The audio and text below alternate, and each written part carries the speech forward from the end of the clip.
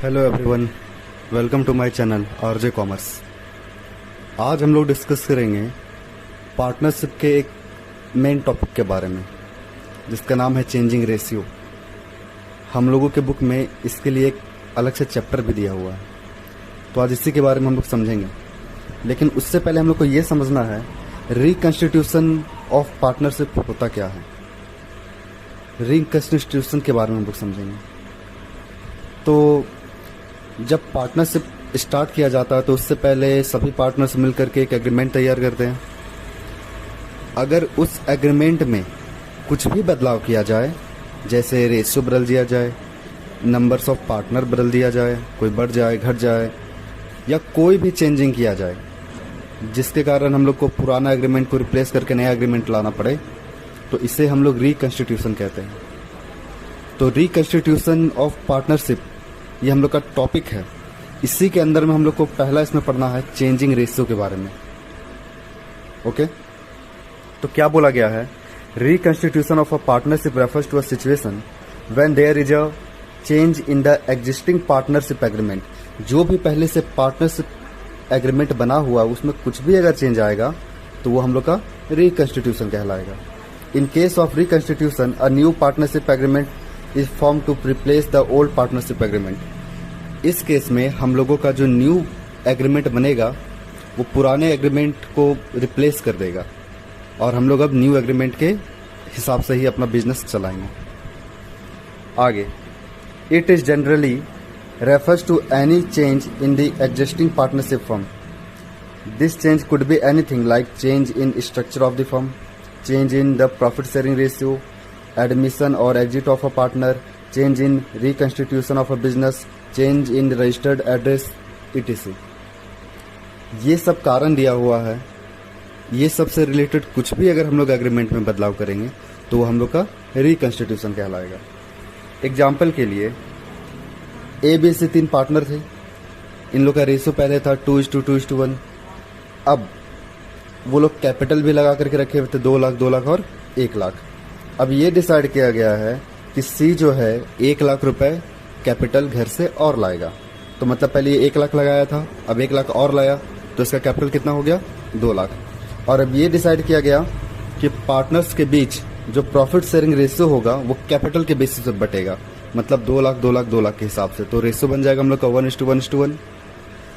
तो यहाँ पर इन लोगों का प्रॉफिट शेयरिंग रेशियो में बदलाव आया। पहले 2:1 में था लेकिन अब इक्वल हो गया।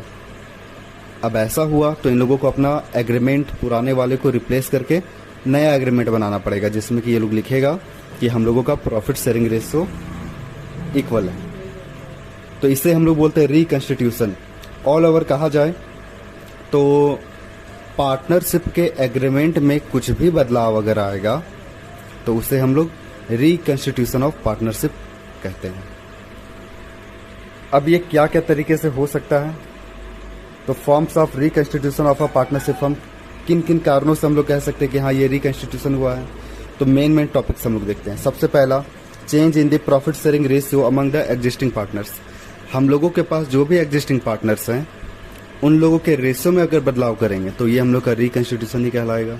दूसरा, अगर कोई पार्टनर हम लोग के पार्टनरशिप में एडमिशन लेता है तो ये भी रिकंस्टिट्यूशन कहलाएगा। अगर कोई पार्टनर रिटायर कर जाए हम लोग के पार्टनरशिप फर्म से तो इससे भी हम लोग रिकंस्टिट्यूशन कहेंगे। रिटायर कर जाने का मतलब जैसे ABC 3 पार्टनर था, सी का कहीं जॉब लग गया या कोई अदर कारण से वो अब हम लोग का पार्टनरशिप फर्म को छोड़ दे रहा है, तो इसे हम लोग रिटायरमेंट ऑफ पार्टनर कहते हैं। आगे, अगर किसी पार्टनर का डेथ हो जाए या वो इंसॉल्वेंट हो जाए तो इस कारण से भी हम लोगों के एग्रीमेंट में बदलाव आएगा। तो ये सब हम लोगों का मेन रीजन है जिसके कारण एग्रीमेंट में बदलाव आ सकता है। अब हम लोग इसमें सबसे पहला चैप्टर जो पढ़ने वाले हैं, changing in profit sharing ratio among the existing partners, इसके पॉइंट ऑफ व्यू से हम लोग इस चैप्टर को क्लियर करेंगे।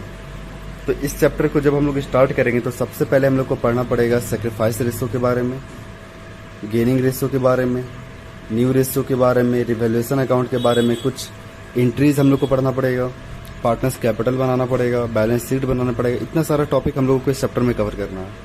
तो सबसे पहला टॉपिक समझते हैं सेक्रीफाइस रेशियो के बारे में। अब इस सेक्रीफाइस रेशियो होता क्या है? तो जैसा कि हम लोगों ने ये देखा कि अगर रेशियो में बदलाव आता है, जैसे पहले 5:3:2 बांट रहे थे, मतलब अगर 10 रुपये कमाई होता है बिजनेस को, तो पहला बंदा 5 रुपये लेगा, दूसरा बंदा 3 रुपये लेगा और तीसरा बंदा 2 रुपये लेगा। लेकिन अब ये लोग चाहता है कि नहीं, हम लोग अपना रेशियो को उल्टा कर दें, मतलब 2:3:5 कर दें। तो उस केस में क्या होगा, जिस बंदे को फ़ायदा हो रहा था उसे तो कुछ अपना हिस्सा को छोड़ना पड़ेगा। तो पुराने के हिसाब से जब रेशियो बने तो जो भी बदलाव आएगा जिसके कारण पुराने पार्टनर्स के हिस्से में कमी आ गई, तो उसे हम लोग बोलते हैं सेक्रीफाइस रेशियो। ये निकालने का तरीका क्या होता है? तो ये निकालने का तरीका होता है हम लोग का ओल्ड रेशियो में जब हम लोग न्यू रेशियो को लेस करते हैं तो हम लोग को सेक्रीफाइस रेशियो पता चलता है। अब गेन रेशियो, ये क्या होता है? जस्ट सेक्रीफाइस रेशियो का अपोजिट। सेक्रीफाइस में क्या हो रहा था, पुराने बंदे के हिस्से में कमी आ रही थी, उसे सेक्रीफाइस रेशियो कहते हैं। तो गेन, अगर पुराने बंदे के हिस्से में जो भी इंक्रीमेंट होगा, जो भी उसका हिस्सा बढ़ेगा, तो उसे हम लोग क्या बोलते हैं? Gain ratio. अगर पहले उसे 2/5 मिल रहा था, 4/5 मिलेगा, तो उसका हिस्सा तो बढ़ रहा है ना, तो इसे हम लोग गेन रेशियो बोलेंगे। इसका फॉर्मूला क्या हो जाएगा? जो भी सेक्रीफाइस का फॉर्मूला था, सेक्रीफाइस का क्या था? Old minus new. तो इसका क्या बनेगा हम लोग का? New minus old ratio. अब न्यू रेशियो क्या होता है? न्यू रेशियो ये रेशियो बताएगा कि अब पार्टनर्स का हिस्सा हो क्या गया है। जैसे कि यहाँ पर पहला केस, किसी का अगर नया रेशियो जानना हम लोगों को, तो उसका पहले पुराना देखना पड़ता है। तो पहला केस में new ratio equal to old ratio minus sacrifice. तो माइनस सेक्रीफाइस क्यों किए? जैसे किसी बंदे का पुराना हिस्सा था 5, वो सेक्रीफाइस किया है 1, तो अगर नया उसका जानना है तो हम लोग को पुराने वाले में जितना वो सेक्रीफाइस का उसको घटा करके ना पता चलेगा, तो इसे बोलते हैं हम लोग क्या? New ratio. अब दूसरा केस में जिस बंदे का ओल्ड में जो भी था, अगर उसे कुछ गेन हुआ तो उसका हिस्सा तो बढ़ गया होगा, इसलिए हम लोग ओल्ड रेशियो में उसके हिस्से को क्या करते हैं? प्लस करते हैं, तब जाकर के हम लोग को क्या निकलता है? New ratio. अब कुछ एडजस्टमेंट एंट्रीज पढ़ेंगे। यहाँ पर 2 तरीके से हम लोग को चलना पड़ता है, एक जब अकाउंट टू बी क्लोज बोला रहे और जब एक account not to be close बोला रहे। जब अकाउंट टू बी क्लोज बोलेगा तब हम लोग को प्रॉफिट बांटने का तरीका क्या रहेगा? कोई भी प्रॉफिट रहेगा वो डेबिट में रहेगा और ओल्ड पार्टनर्स हम लोगों के क्रेडिट में रहेंगे। ये किस केस के लिए है? टू बी क्लोज बोलेगा और प्रॉफिट बांटने का तरीका है तो। लेकिन अगर लॉस बांटने को बोला जाए तो जस्ट अपोजिट हो जाएगा एंट्री। पार्टनर्स जो भी ओल्ड रहेंगे वो ऊपर रहेंगे डेबिट में, और जिस भी लॉस को हम लोग बांटे वो लॉस क्रेडिट में रहेगा। अब अगर बोलेगा हम लोग को नॉट टू क्लोज वाला एंट्री करो, in case of not to close, या फिर सिंगल एंट्री करने को बोले या फिर कोई एडजस्टमेंट एंट्री करने को बोले, ऐसा क्वेश्चन में दिया रहेगा, तो आपको इसे पकड़ना है ना कि हम लोग को टू बी क्लोज लेकर चले या नॉट टू क्लोज लेकर चले। जब प्रॉफिट बांटने को बोला जाएगा तो गेनिंग पार्टनर्स डेबिट में रहेंगे और सेक्रीफाइसिंग पार्टनर्स क्रेडिट में। तो हम लोग जो यहाँ पे बांटेंगे वो किस हिसाब से बांटेंगे? तो जो भी गेनिंग और सेक्रीफाइस रेशियो आएगा उसके हिसाब से हम लोग डिस्ट्रीब्यूट करेंगे। और अगर लॉस बांटना रहे तो सेक्रीफाइस पार्टनर ऊपर रहेंगे और गेनिंग पार्टनर्स नीचे रहेंगे।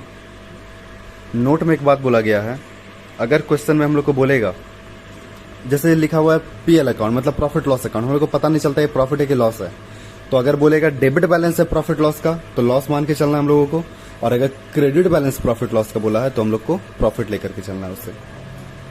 ओके, अब अगला टॉपिक रीवैल्यूएशन अकाउंट। अब ये अकाउंट क्या होता है? तो देखिए, जब भी बदलाव आएगा, तो जैसे कि बिजनेस अगर 2 साल पहले चालू किया गया है पार्टनरशिप का, तो उस समय कुछ एसेट्स होगा, कुछ लायबिलिटी ये लोग के पास 2 साल के अंदर हुआ होगा, तो पहले के मुकाबले अभी तक में एसेट्स या लायबिलिटी में क्या बदलाव आया है, कितना बढ़ा है या कितना घटा है, इसी का समरी रहता है ये। तो क्या बोला गया? At the time of admission of a new partner we need to revaluate the existing assets liability and thus prepare the revaluation account.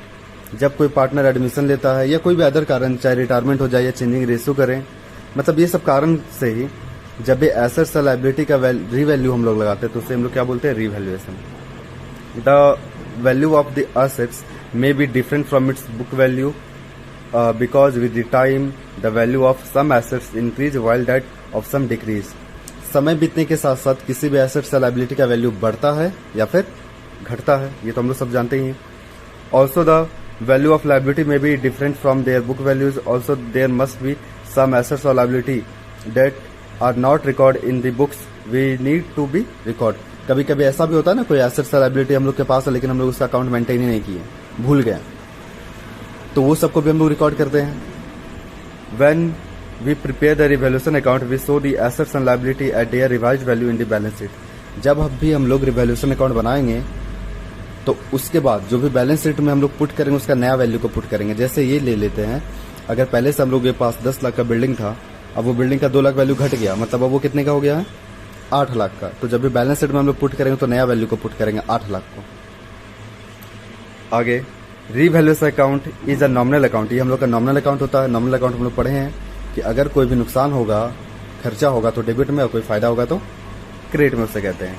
Prepare for the purpose of distributing and transferring the profit और loss arising out of increase और decrease in the book value of assets and liability of the partnership firm at the time of changing profit sharing ratio, admission of a partner, retirement of partner, etc. बोला ये जा रहा है कि हम लोग revaluation account जो बनाते हैं उसमें जो भी प्रॉफिट या लॉस आएगा उससे हम लोग अपने ओल्ड पार्टनर्स के बीच बांटते हैं। ये कभी भी हो सकता है जब रेशियो में बदलाव आए, कोई पार्टनर नया आए बिजनेस में हम लोगों का, या कोई पार्टनर रिटायर कर जाए, या कोई भी कारण से। Revaluation account is also known as profit loss adjustment account. हम लोग रिवैल्यूएशन अकाउंट को प्रॉफिट लॉस एडजस्टमेंट अकाउंट के नाम से भी जानते हैं। तो कभी कभी एग्जाम में हम लोग को टिक मार्क में ये पूछता है कि revaluation account and profit loss adjustment account are same और नॉट, तो हम लोग को वहाँ पर बताना है कि हाँ ये दोनों सेम होते हैं। तो इतना सारा हम लोगों को था चेंजिंग रेशियो के बारे में। तो अगर आप लोगों को इससे रिलेटेड कोई भी कन्फ्यूजन है तो आप लोग कमेंट करिए, उसे बिल्कुल पूरा किया जाएगा हम लोगों के द्वारा। तो मिलते हैं अगले वीडियो में, तब तक के लिए गुड बाय। और अगर कुछ समझ आया तो चैनल को like, share and subscribe. Okay bye, मिलते हैं अगले वीडियो में।